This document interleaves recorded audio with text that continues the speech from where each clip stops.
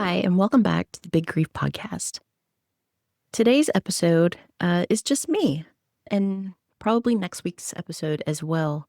A few weeks ago, I asked on my Facebook page if anyone had any grief-related questions that they wanted me to try and discuss, answer, talk about here on the podcast. And I got quite a surprising response. Several people commented, sent me messages. I was really overwhelmed at how many I got. Several were the same, but there were also some really interesting and unique questions in there. And so for our last two episodes of this first season of the Big Grief Podcast, I'm going to go through some of those questions and talk about them, talk about my experience in relation to them, and just try my best to talk a little bit more in depth about grief. So these will be the last two episodes of this first season. I'm going to take a few weeks off, not too long. I'll be back with new episodes starting in June. I've got so much going on in May. I've got a couple of remodeling projects going on here at the house. Not want to do remodeling projects, but have to do remodeling projects. Some structural issues and things like that I've got to get taken care of. So I'm going to take some time off and try and throw myself into that, as well as my other full-time day job that I also have going on. So I'm just got a lot going on, and I need just a little break for a little while. My birthday is also in the month of May, so gonna try and enjoy that for a little bit. So but thank you so much to everyone so far who has been listening, who has been subscribing, sharing this podcast. I get so many messages from all of you that, so-and-so lost their loved one, and I shared your podcast with them, and, they really appreciate it. And I appreciate that so much. My goal, I think, from the first episode, I said, if this can help one person, then that's made the difference for me. So I'm glad that you're sharing and you're talking about this, and you're talking about the topics that we're discussing. That's very important. I was also reminded recently that I have not promoted myself enough, and I have not promoted my book that I wrote. So for anyone out there, if you are struggling with grief and you want a nice little cute, wonderful children's story, in my own humble opinion, that helps walk you through grief. A couple of years ago, I wrote a children's book called George the Duck and His Day of Big Grief. It is right here.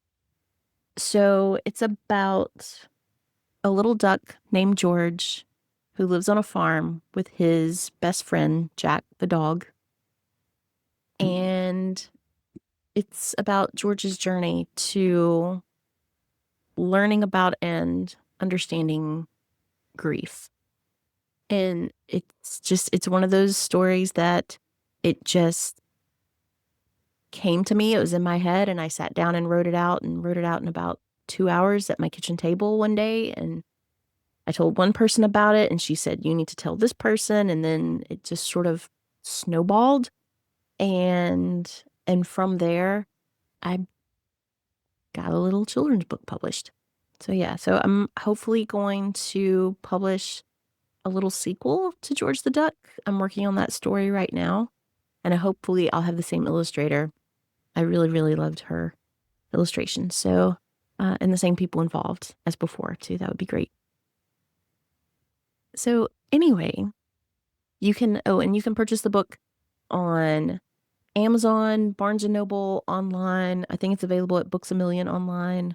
If you search for George the Duck and His Day of Big Grief, or just George the Duck on Amazon, or if you search for my name on Amazon or online, if you go to Google or whatever search engine you have and you look up my name with my middle initial, Alison, Alison, P, Cook, Cook, it should come up, as well as my website for my grief coaching business, as well as talking about my book. But I would appreciate if you like the book, please share the book. And if you can go to wherever you've purchased it, if you can like just give a little rating or a review or click on the little star, that I'd appreciate. Anyway, that's enough of that. So let's get into podcast questions from listeners about grief. So this first question that I got, I think, is one that we have all experienced. So the question is, the brain still thinks you can pick up the phone and call your loved one. Do other traumas help cause this? Is there a trigger? How do you get over this? So first of all, I think everyone who has experienced the loss of a loved one goes through this. You don't know how many times something will happen to me, even now, 6 years after my mom has passed away, and I still think, oh, mom would love this. Oh, I need to text mom this. Oh, I wish I could show mom this. It's still there because your brain cannot comprehend that loss. It can, but at the same time, your brain is still like, no, they're still here. Because it's like how we've talked about before on this podcast, how it's like the concept of time, right? Like for me, yes, it was 6 years ago that I lost mom, but at the same time, it feels like last week. It feels like it just happened. So therefore, my brain is still going to be like, oh, well, you can still text her. You can still call her. So I don't think that necessarily other traumas cause that. I'm sure they don't help. You can get into talking about complicated grief for me, like losing my mom and then losing my dad 14 months later. That's complicated grief. It's compounded grief, right? Because you're grieving one thing and then something else happens. You have another trauma happen. So I think that can compound the situation. I think that it can magnify the situation.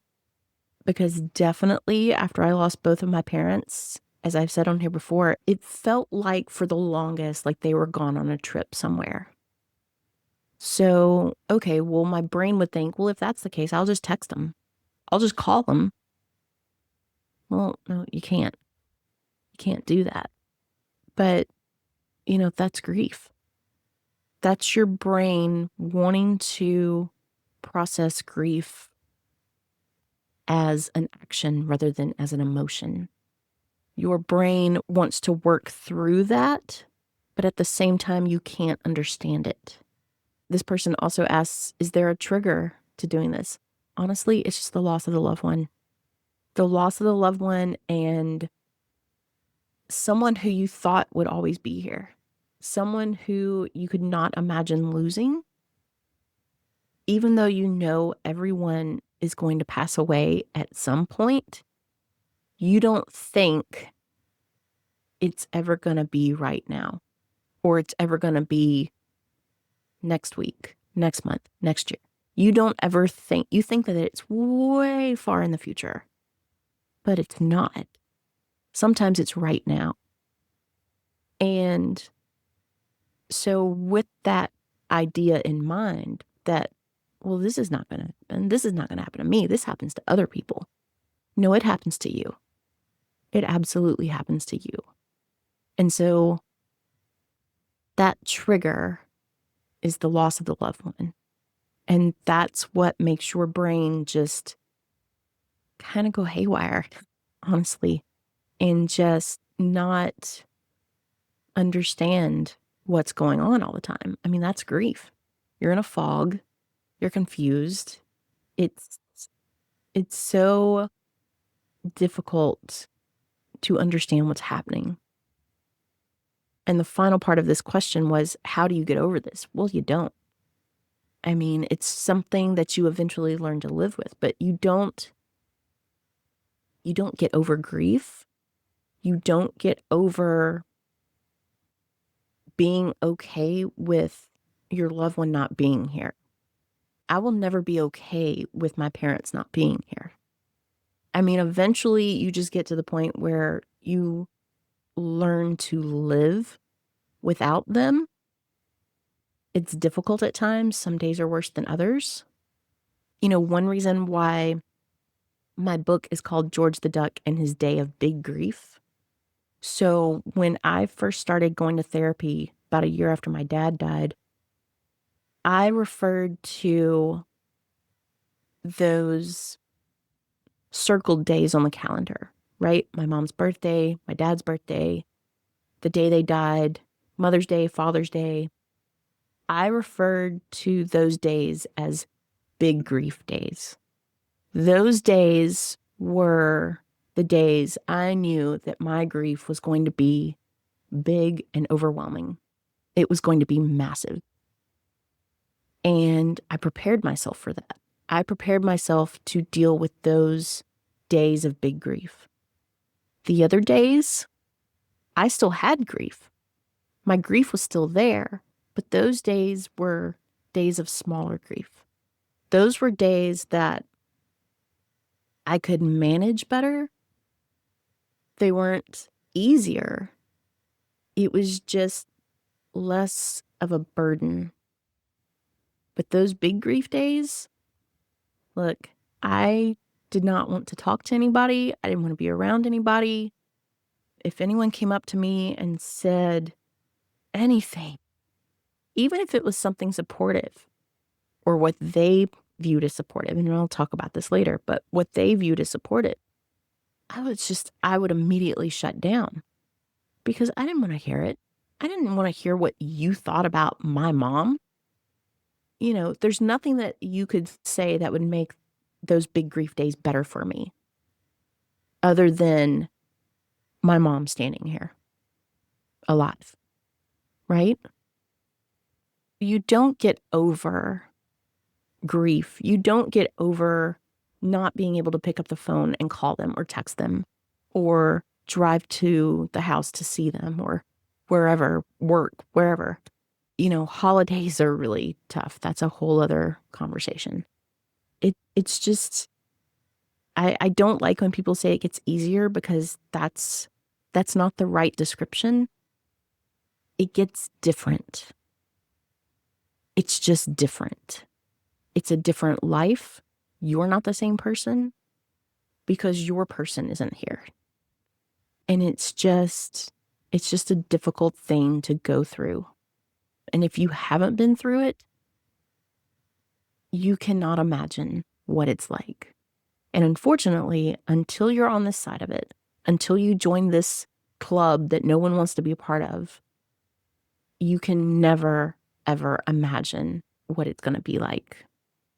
So thinking about that and going into the next question, which is, no one talks about delayed grief and grieving and how it can come out of nowhere. Well, I like to think we've talked a lot about it on here on the podcast, and several of our guests have talked about it. But absolutely, this is absolutely correct. It can sort of hit you out of nowhere, like getting smacked in the face with a pillow. So I experienced this after my dad died. And if you've listened to the podcast, you've heard me talk about this a little bit. So my dad would not let me talk about my mom after she died. He was allowed to talk about her. I was not. There were several times that I would say something about mom or something of mom's, her purse, her coat, something.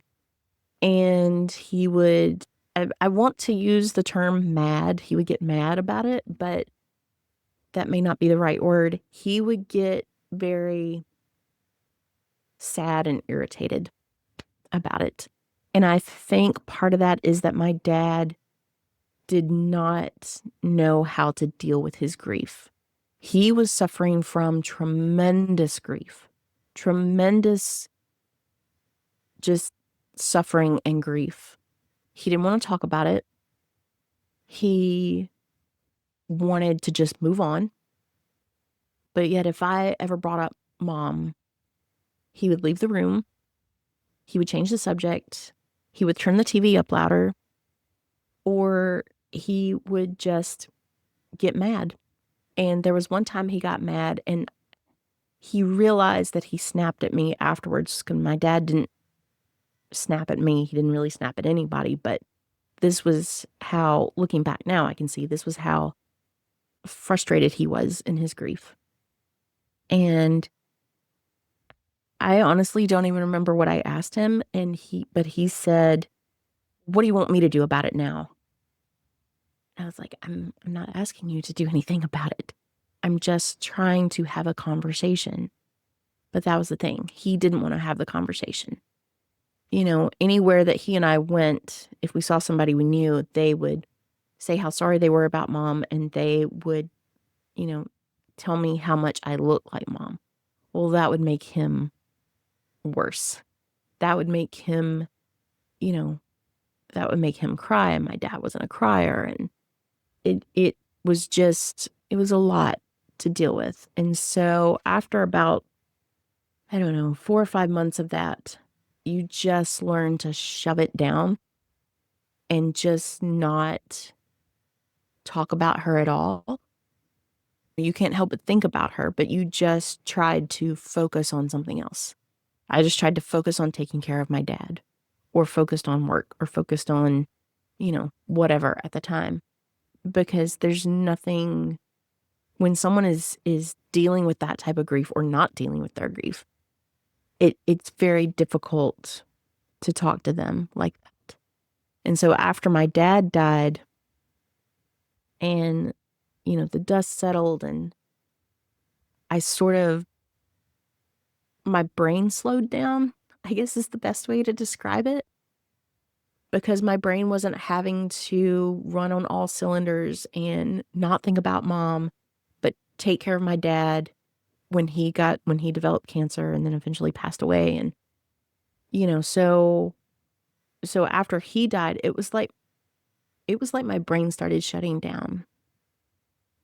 And in the process of my brain shutting down, I started to really miss my mom.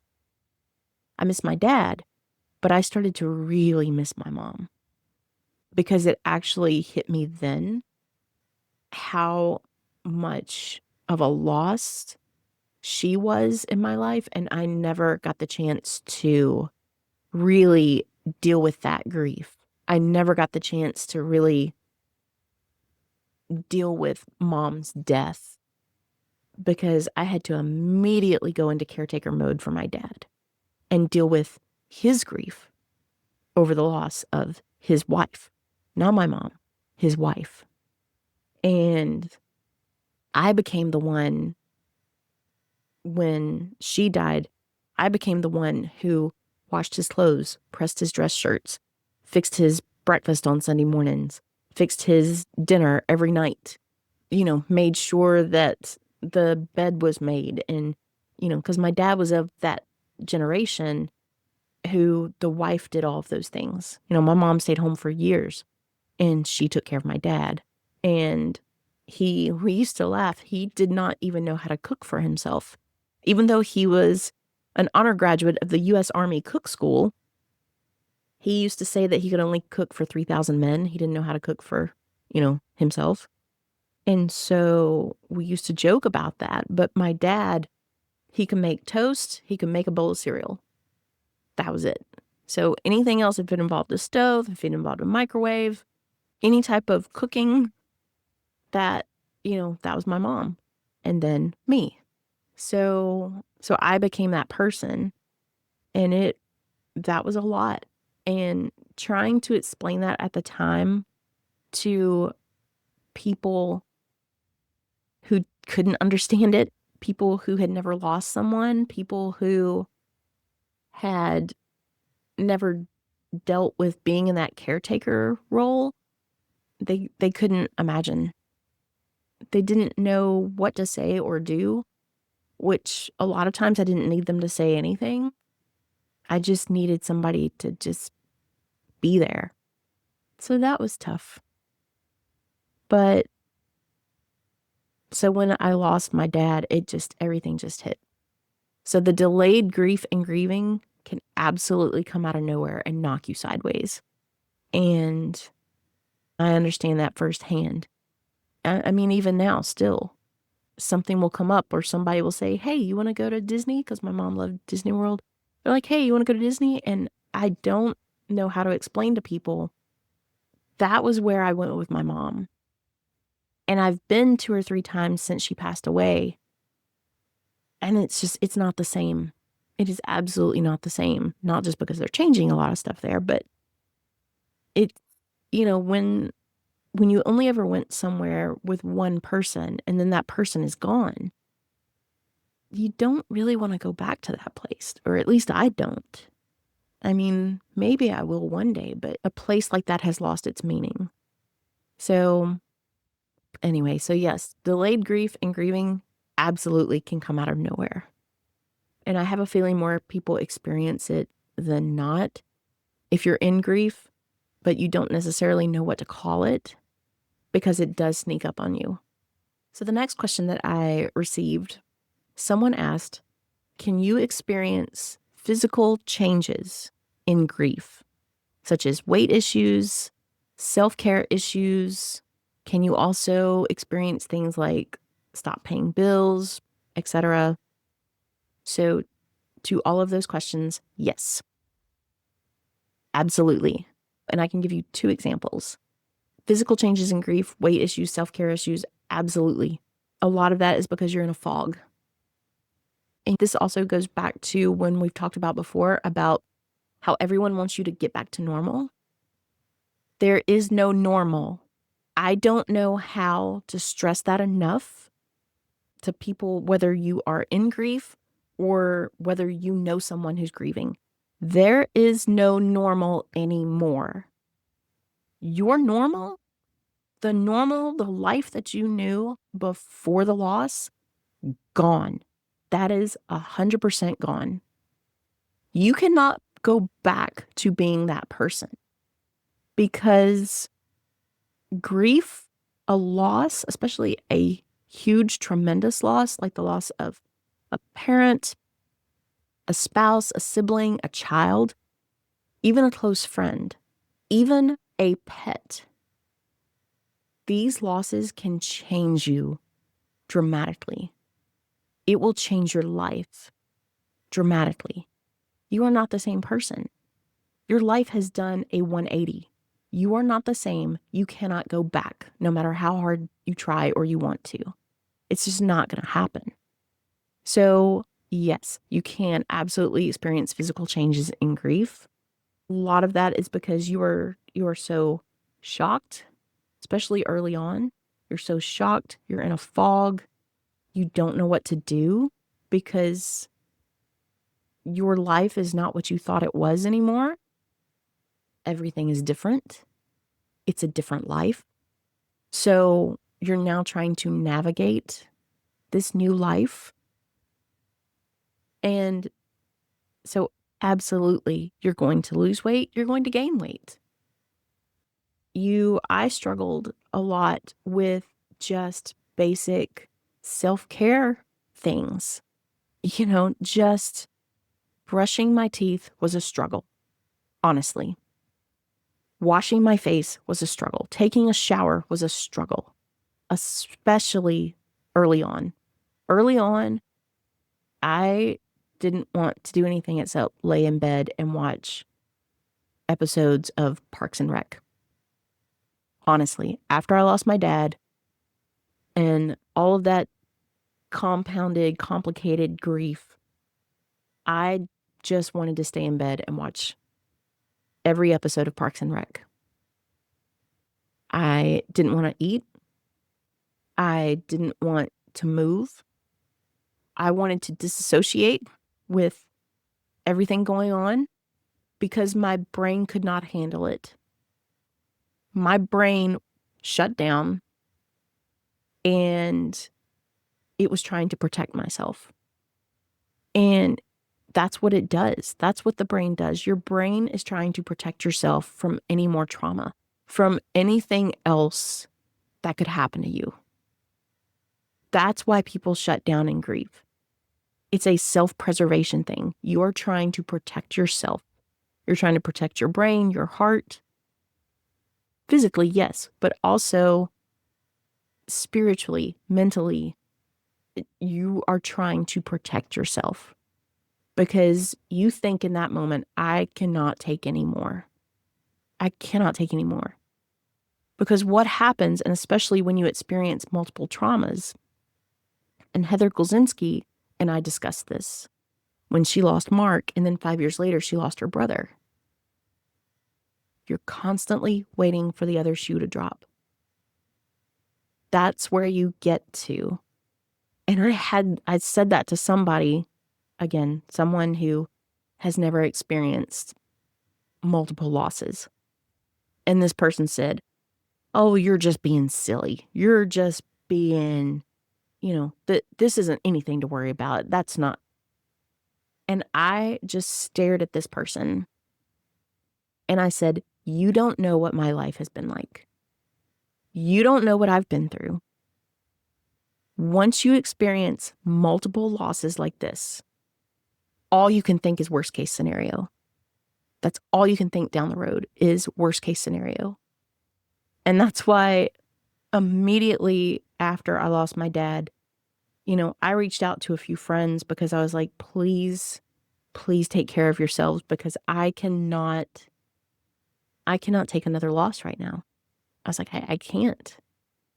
And to segue into, again, something else experiencing physical changes in grief.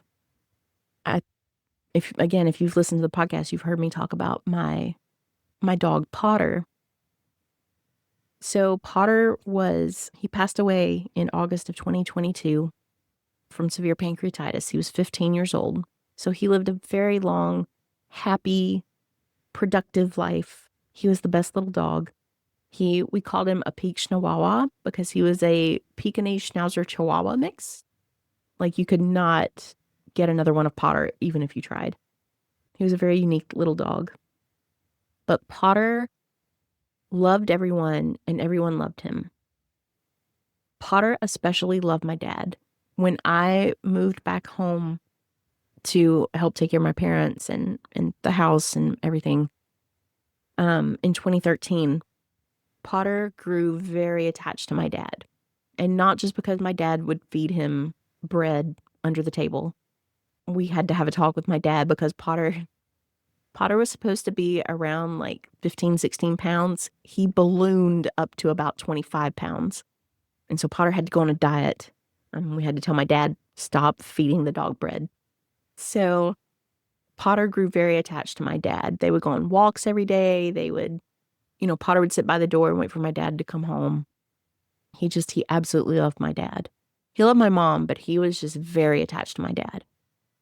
And so when my dad died, Potter started going downhill. Within a year, in fact, it was a year to the day that my dad died. My dad died April 13th of 2020.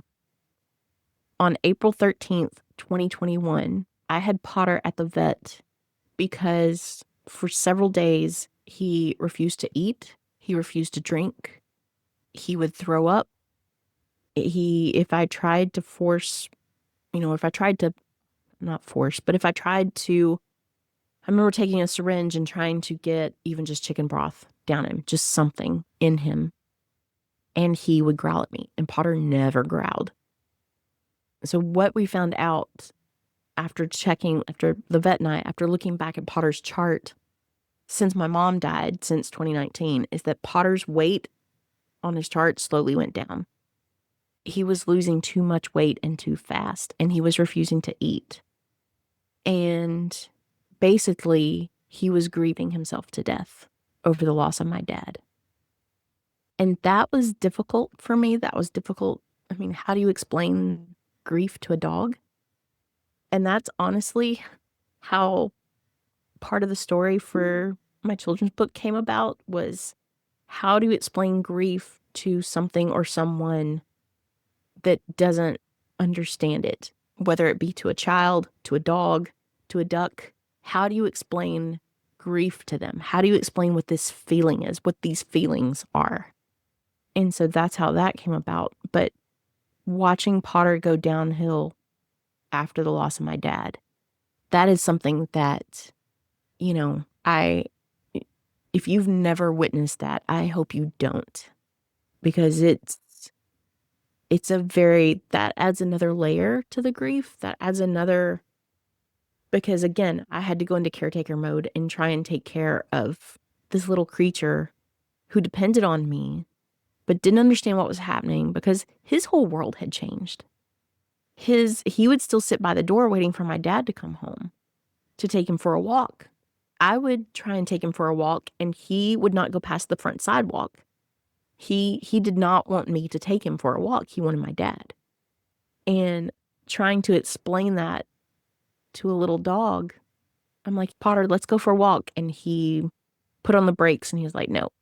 He was like, if he can't take me, then no one's going to take me. So, yes. So, physical changes, weight issues, all of that. All of that can absolutely happen because you're not yourself. Because in that moment or moments, that's not what's important. You know, I hate to say that because I'm not encouraging you to not eat or to eat too much but for me, after the loss of my dad, you know, trying to eat 3 healthy meals a day and make sure I got 8 glasses of water, that was not what was important at the time. Trying to heal my brain, trying to just make it from 1 hour to the next, 1 moment to the next. That was what was important. You know, I needed somebody to step in and say, hey, you want me to do that load of laundry for you? Hey, do you want me to go and pick up your groceries for you? Hey, do you want me to bring you some dinner? That would have been amazing. That's what you should do for other people when they're grieving, is take care of those little self-care things. Take care of their groceries. Take care of, you know, that type of stuff. It's like I told someone when my mom was here that last week and she was on hospice, and we had so much food that people kept bringing. Casseroles out the wazoo. Like, so many casseroles. We had 3 refrigerators full of food. We had the refrigerator in the house, we had a refrigerator in the garage, and then the refrigerator at our church was also full of food for us. And we had to tell people, please stop bringing food. But you know what no one brought? Laundry detergent. I needed some laundry detergent. There was like 20 people here at the house. People kept using my washer and dryer. Did anyone go out and get more laundry detergent? Nope. I had one person who doesn't even live here text me and say, hey, I'm going to the store in Franklin, Nashville, wherever. Do you need anything? And so I sent her this short little list and I said, can you get me some coffee creamer and laundry detergent and toilet paper? Those were the most important things to me that I needed from the store right then. Because again, 20 people in the house, but no one was going out to get anything. And I couldn't leave. I was taking care of mom and my dad. So again, if you know of anybody who is going through something like that, get them groceries, get them laundry detergent, toilet paper, get them something to do with self-care, or, you know, get them tissues. They will go through tissues, and get the ones without the lotion, because when you cry a lot, you don't want the ones with the lotion. Get the soft ones. My favorite are the Puffs Ultra. Get those. They're very good. So if someone you know is grieving, if they're having trouble doing something, even just running errands, say, hey, can I stop by? I'm going to the water department. Can I pay your bill for you? Or can I take them a check? Or, hey, I'm going to go do this. Can I drop something at the post office for you? Or can I pick something up for you? Do you need stamps? Do you need whatever? Because if they were like me, I had to mail out thank you cards. I needed stamps. I needed somebody to drop those cards off at the post office for me. Just all kinds of things like that. It just got to be so much trouble to think about everything that had to be done. And a lot of stuff didn't get done because, especially after my dad died, because I could not think. I could not, my brain just shut down. And it's like I was a zombie. It's like I was just in a fog. I was a zombie in a fog. It's a good way to describe it because that's what it felt like. Just no brains and fog.